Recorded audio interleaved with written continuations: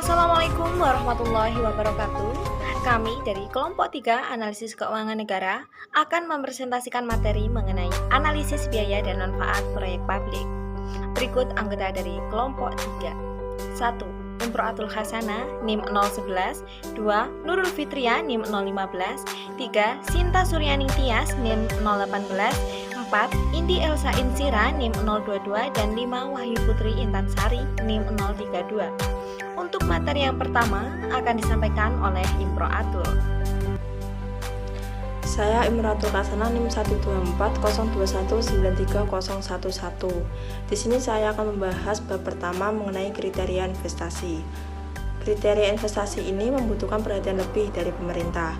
Hal ini dikarenakan agar benar-benar mempunyai manfaat dari penarikan dana masyarakat oleh pemerintah untuk membiayai kegiatan setiap proyek atau kegiatan yang akan dilaksanakan oleh pemerintah dalam unsur kelayakan. Nah, unsur kelayakan ini meliputi kelayakan teknis, kelayakan finansial, kelayakan ekonomi, kelayakan sosial budaya, dan kelayakan lingkungan. Dalam hal kriteria investasi ini, ketika disadari bahwa suatu kegiatan tersebut menimbulkan manfaat kepada pihak lain, namun juga menimbulkan sebuah kerugian kepada orang lain yang mempunyai sebuah keterkaitan dengan aspek lingkungan, maka sebuah analisis biaya dan manfaat ini diperluas untuk menjadi analisis kelayakan yang memasukkan pertimbangan manfaat dari biaya, lingkungan, serta kajian sebuah kelayakan, di mana hal tersebut akan menjadi sebuah kelayakan ekonomi dan lingkungan terpadu, membuat pengeluaran bagi setiap kegiatan sedemikian rupa sehingga manfaat neto dari setiap pengeluaran rupiah yang terakhir lebih besar daripada atau paling tidak sama dengan hilangnya manfaat dari beberapa kegiatan yang telah dilaksanakan. Dapat dilihat pada kurva tersebut, kurva marginal cost atau yang biasa disebut sebagai kurva biaya marginal. Ini terlihat garis horizontal di dalamnya. Hal tersebut dikarenakan bahwa tambahan biaya yang diperlukan untuk suatu kegiatan pemerintah adalah tetap, yaitu sebesar Rp10 per unit. Pada kurva marginal benefit atau kurva manfaat marginal terlihat yang mulanya naik, kemudian menurun sesuai dengan hukum tambahan manfaat yang semakin berkurang atau law of diminishing marginal benefit. Selanjutnya yaitu ada beberapa hal yang harus diperhatikan dalam menggunakan analisis manfaat dan biaya atau AMB, yakni 1. Keadaan sebenarnya, yang kedua perluasan definisi tidak hanya pada biaya dan manfaat individu, tetapi juga mencakup biaya dan manfaat sosial. Yang ketiga yaitu menyatakan besarnya manfaat dan biaya dalam suatu nilai moneter. Saya Nurul Fitria NIM 12402193015 akan menjelaskan materi mengenai instrumen analisis manfaat dan biaya. Untuk yang pertama itu ada nilai sekarang neto atau bisa disebut dengan net present value. Cara menghitung nilai bersih ini atau disebut dengan net present value itu dapat dilakukan dengan cara mengurangi nilai manfaat total dengan nilai biaya total yang semuanya dinyatakan dalam nilai sekarang. Bila NPV itu positif atau NPV itu lebih dari 0, maka dikatakan bahwa proyek, kegiatan, atau kebijakan tersebut layak untuk dilaksanakan. Sebaliknya, bila NPV itu kurang dari 0, maka proyek atau kegiatan dinyatakan tidak layak. Dengan rumus NPV sama dengan manfaat langsung ditambah dengan manfaat langsung, selanjutnya dikurangi dengan biaya langsung ditambah dengan biaya perlindungan lingkungan, selanjutnya ditambah dengan biaya lingkungan eksternal, lalu dibagi dengan 1 ditambah tingkat bunga.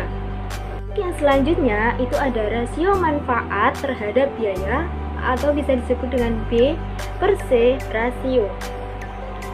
Benefit test ratio adalah satu analisis kelayakan proyek yang dapat dilakukan dengan cara membandingkan total manfaat proyek terhadap total biaya proyek, yang semuanya itu dapat dinyatakan dalam nilai sekarang. Di dalam nilai rasio manfaat terhadap biaya harus memasukkan unsur manfaat eksternal dan biaya eksternal. Jika B per C itu lebih dari 1, maka proyek tersebut dapat dinyatakan dengan layak. Namun sedangkan B per C itu kurang dari 1, maka proyek atau kegiatan dinyatakan tidak layak dengan perhitungan rumus seperti gambar di samping ini.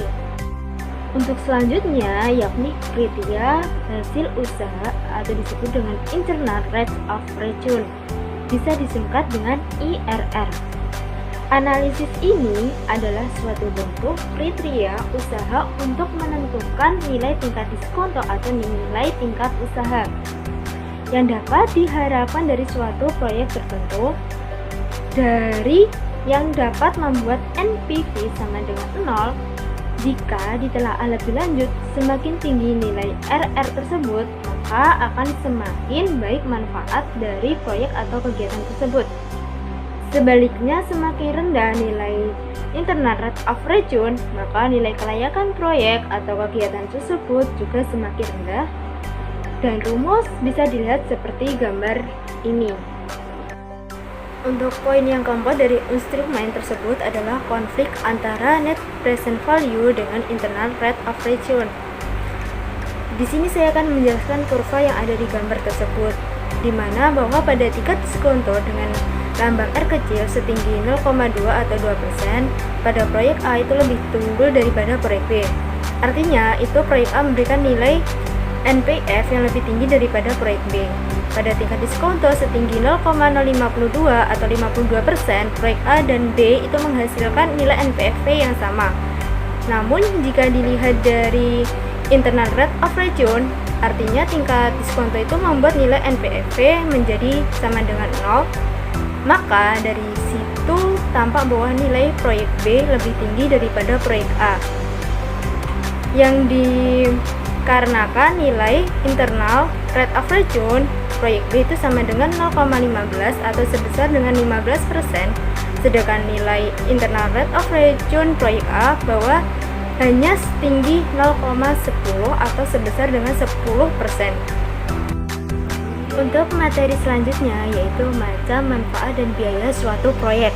Untuk yang pertama, manfaat real itu artinya adalah manfaat yang timbul bagi seseorang yang tidak diimbangi oleh hilangnya manfaat bagi pihak lain.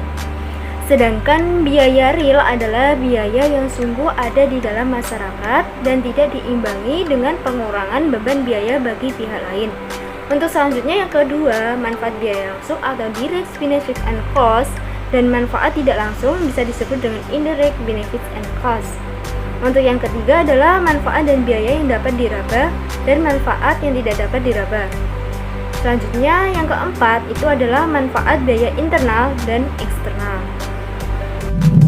Saya Sinta Suryaningtyas NIM 12402193018 akan menjelaskan tentang analisis manfaat dan biaya yang digunakan untuk mengevaluasi proyek-proyek, khususnya proyek pemerintah, yang bertujuan untuk memaksimumkan kesejahteraan masyarakat secara keseluruhan. Konsep dari analisis manfaat dan biaya ini sendiri meliputi yang pertama, mengenali manfaat atau benefit dan biaya atau cost dari suatu proyek. Yang kedua, mengukur dalam ukuran yang dapat diperbandingkan seperti nilai sekarang, manfaat dan biaya. Yang ketiga, apabila nilai sekarang manfaat lebih besar daripada nilai sekarang biaya, maka proyek tersebut akan mengarah pada alokasi sumber daya yang efisien. Selanjutnya, kesulitan yang dihadapi secara konseptual analisis manfaat dan biaya adalah sangat sederhana, tetapi dalam pelaksanaannya akan mengalami kesulitan. Kesulitan-kesulitan tersebut berhubungan dengan yang pertama, bagaimana mengenal dan mengukur manfaat, yang kedua bagaimana mengenal dan mengukur biaya, dan yang ketiga bagaimana menentukan horizon waktu dan tingkat diskonto atau suku bunga yang akan digunakan dalam perhitungan nilai sekarang. Materi yang selanjutnya adalah mengenal dan mengukur manfaat dari suatu proyek. Langkah-langkah yang digunakan dalam analisis ini adalah yang pertama, menentukan dampak dari proyek, yakni barang dan jasa apa yang akan diperoleh dari proyek tersebut. Yang kedua, menyatakan dampak dari proyek tersebut secara kuantitatif. Biasanya langkah kedua ini menjadi sangat sulit, sebab berhubungan dengan bagaimana kita mengukur manfaat. Untuk itu digunakan pendekatan sebesar nilai rupiah yang secara maksimum orang-orang bersedia membayarnya karena memanfaatkan jasa-jasa proyek tersebut. Materi yang kelima adalah mengenal dan mengukur biaya proyek. Konsekuensi dari adanya suatu proyek adalah beban serta pengorbanan. yang merupakan biaya dari proyek tersebut. Penggunaan sumber daya yang terlibat dalam pembangunan suatu proyek akan mencakup pula opportunity cost, dikarenakan pengorbanan atau hilangnya jasa produktif pada sektor lain. Sekalipun dalam menghitung biaya dalam suatu proyek jauh lebih mudah daripada menghitung manfaat, namun tetap tidak terlepas dari adanya kesulitan. Misalnya timbul perhitungan ganda atau double counting. Suatu proyek mungkin memiliki dampak terhadap suatu daerah tertentu, sedangkan proyek lain juga mempunyai dampak terhadap daerah tersebut. Dalam menghitung biaya suatu proyek, biasanya hanya diperhatikan lokasi di mana proyek itu berada, namun sesungguhnya biaya ini tersebar ke seluruh perekonomian. Materi yang keenam yakni menentukan waktu dan bunga diskonto. Manfaat suatu proyek biasanya akan diterima beberapa tahun setelah proyek itu selesai, dan proyek itu akan memberikan jasa yang akan diterima pada tahun-tahun yang akan datang. Kesulitannya adalah untuk menentukan tingkat diskonto atau tingkat bunga, dan juga menentukan umur proyek tersebut. Sering suatu proyek secara ekonomis sudah tidak berfungsi, tetapi secara teknis masih berfungsi ataupun sebaliknya. Biasanya untuk proyek yang horizon waktunya panjang, diasumsikan tingkat diskonto sama dengan bunga dan tetap untuk jangka panjang. Saya, Indi Elsa Insira, NIM 12402193022, akan menyampaikan materi pada poin G, yakni analisis resiko. Kehidupan di dunia ini penuh dengan resiko dan ketidakpastian. Perbedaannya adalah resiko memiliki nilai profitabilitas, sedangkan ketidakpastian tidak dapat diketahui profitabilitasnya. Seorang manajer atau pengambil keputusan dapat dikelompokkan dalam sifat-sifat tertentu dalam kaitan resikonya. Seorang pengambil keputusan dapat memiliki sifat suka dengan risiko atau yang disebut dengan risk lover, dan dapat pula memiliki sifat suka menghindari atau risk averter, dan dapat memiliki sifat netral terhadap risiko, yakni risk neutral. Untuk contohnya, dapat diketahui dari berbagai profitabilitas atau kemungkinan kejadian sebagai berikut. A. Sebagai cuaca panas, B. Cuaca berawan, C. Cuaca hujan lebat, dan D. Cuaca gerimis.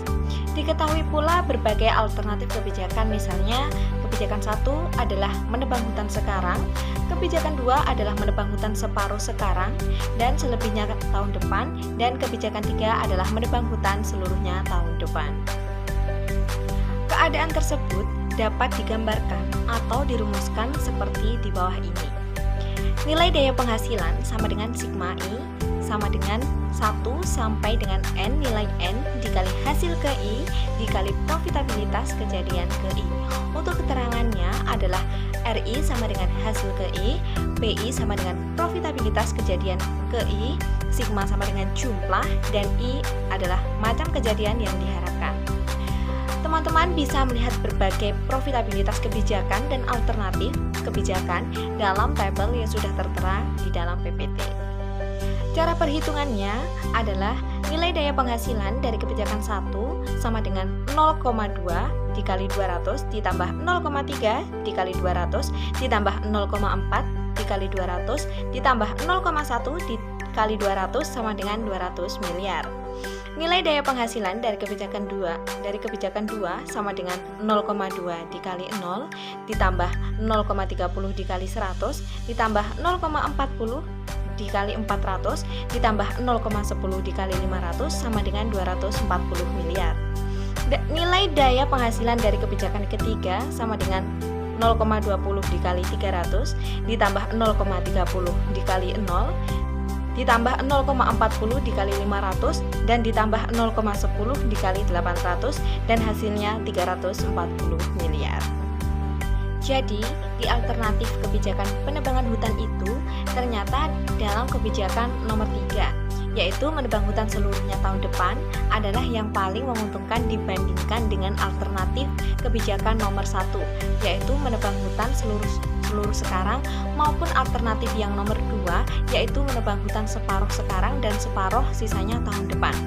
Dengan kata lain, kasus penebangan hutan ini, kebijakan konversi lebih menguntungkan dibanding dengan kebijakan depresi sumber daya hutan. Perkenalkan, nama saya Wahyu Putri Tansari, NIM 12402193032, akan mereview jurnal dengan judul Pemanfaatan Analisis Biaya dan Manfaat dalam Perhitungan Kelayakan Investasi Teknologi Informasi. Adapun nama jurnal ini yaitu Jurnal Ilmiah Edutik dengan halaman 95-105, volume 6, nomor 2. Adapun tahun penelitian ini yaitu pada tahun 2020 dengan penulis Heni Sulistianti, Miswanto, Debbie Alita, dan Prita Delia. Adapun reviewer yaitu dari kelompok 3 yang beranggotakan Imro'atul Hasanah, Nurul Fitria, Sinta Suryaning Tias, Indi Elsa Insira, dan Wahyu Putri Intansari. Baiklah, yang pertama yaitu mengenai latar belakang. Di sini terdapat 3 poin, yaitu yang pertama ada alasan dari penelitian. Dengan berkembangnya persaingan di dunia bisnis, maka mengharuskan suatu perusahaan untuk melakukan pembaharuan terhadap teknologi penjualannya. Hal ini bertujuan supaya perusahaan tersebut mempunyai informasi dan teknologi yang tepat dan cepat. Penelitian ini dilakukan untuk mengukur kelayakan sistem investasi teknologi informasi untuk membantu perusahaan dalam penggunaan teknologi informasinya supaya efektif dan efisien. Lalu untuk tujuan penelitian, di sini penelitian ini bertujuan untuk memberikan informasi, manfaat, serta pengukuran biaya-biaya yang telah dikeluarkan oleh perusahaan. Pengukuran ini diperlukan agar perusahaan tidak mengalami kegagalan dalam menginvestasikan dananya di dalam perkembangan suatu teknologi informasi tersebut. Lalu yang selanjutnya ada teori penelitian. Penulis mencoba menjelaskan berbagai macam cara yang dapat digunakan oleh CV Laut Selatan Jaya dalam pengembangan sistem pengelolaan transaksi penjualan dengan yang sesuai sejalan dengan visi dan misi perusahaan tersebut. Dalam analisis ini dilakukan pengukuran investasi teknologi informasi agar sistem penjualan tidak mengalami kegagalan dalam menginvestasikan dananya. Baiklah, untuk pembahasannya selanjutnya yaitu metode. Metode di sini memuat 3 poin, yaitu yang pertama objek penelitian. Penelitian di dalam jurnal yaitu menggunakan CV Laut Selatan Jaya, di mana yang saat ini sedang berproses melakukan pengukuran investasi teknologi informasi dalam pengembangan sistem penjualannya. Yang kedua yaitu teknik pengumpulan data. Di dalam jurnal terlihat teknik pengumpulan data yang digunakan yaitu kualitatif, yaitu dengan melalui dokumentasi, observasi, dan studi literatur. Untuk yang ketiga yaitu metode analisis data. Peneliti menggunakan metode analisis data dengan metode CBA atau Cost and Benefit Analysis. Analisis ini dilakukan untuk membandingkan antara biaya yang telah dikeluarkan perusahaan untuk mengembangkan sistem penjualan dengan manfaat atau keuntungan yang diperoleh oleh CV Laut Selatan Jaya. Untuk yang selanjutnya mengenai pembahasan. Sebelum melakukan pengukuran, perlu diadakan identifikasi. Di dalam identifikasi tersebut, harus terdapat 4 komponen, yaitu yang pertama ada procurement cost, merupakan total biaya yang dikeluarkan untuk perangkat keras yang diinvestasikan untuk menunjang kegiatan dari bisnis tersebut. Di dalam jurnal tersebut tertera sebesar 22.850.000. Untuk yang selanjutnya adalah startup cost, merupakan biaya yang dikeluarkan oleh perusahaan untuk menunjang kinerja operasional dari suatu bisnis tersebut, yaitu pada jurnal terlihat 13.300.000. Yang selanjutnya ada project cost, yaitu merupakan total biaya yang dikeluarkan oleh perusahaan ketika mendapatkan sebuah proyek. Pada jurnal terlihat nilai sebesar 1.300.000. Lalu untuk komponen yang terakhir yaitu ongoing cost, yaitu yang merupakan suatu biaya yang dikeluarkan oleh perusahaan ketika melaksanakan suatu proyek, yaitu pada ongoing tahun pertama sebesar 127.500.000. Selanjutnya melakukan identifikasi manfaat. Setelah itu semua dilakukan, Identifikasi manfaat berwujud dari pendekatan cost displacement. Supaya dapat mengetahui nilai dan manfaat, maka perlu dilakukan analisis keuangan. Adapun manfaat dari analisis keuangan ini sendiri, terdapat manfaat berwujud dan manfaat tidak berwujud. Untuk manfaat berwujud yaitu berupa pengurangan biaya buku besar, pengurangan biaya kertas nota, pengurangan biaya telepon dan atau pulsa, dan pengurangan biaya ballpoint.